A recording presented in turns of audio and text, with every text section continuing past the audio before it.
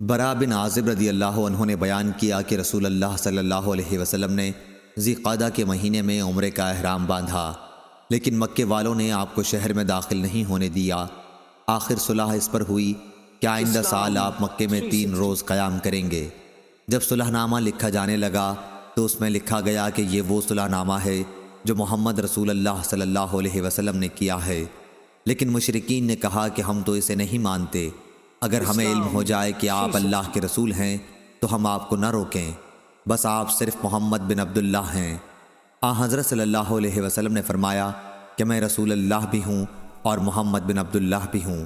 اس کے بعد آپ نے علی رضی اللہ عنہ سے فرمایا کہ رسول اللہ صلی اللہ علیہ وسلم کا لفظ مٹا دو۔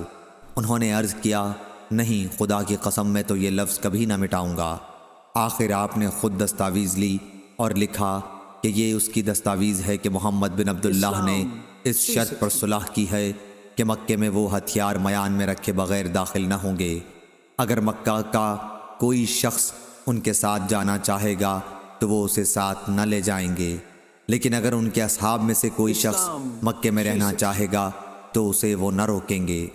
جب آئندہ سال آپ مکے میں تشریف لے گئے اور مکے میں قیام کی مدت پوری ہو گئی تو قریش علی رضی اللہ عنہ کے پاس آئے اور کہا کہ اپنے صاحب سے کہیے کہ مدت پوری ہو گئی ہے اور اب وہ ہمارے یہاں سے چلے جائیں۔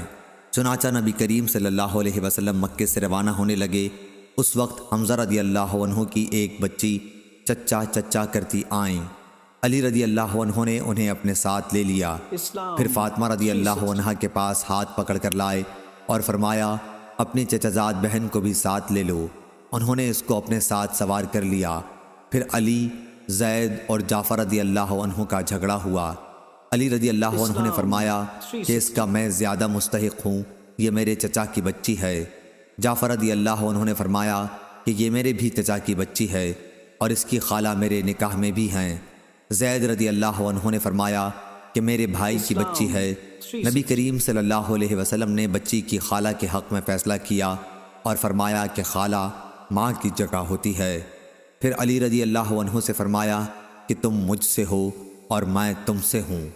جعفر رضی اللہ عنہ سے فرمایا کہ تم صورت اور عادات و اخلاق سب میں مجھ سے مشابہ ہو۔ زید رضی اللہ عنہ سے فرمایا کہ تم ہمارے بھائی بھی ہو اور مولا بھی۔ صحیح بخاری حدیث نمبر 2699۔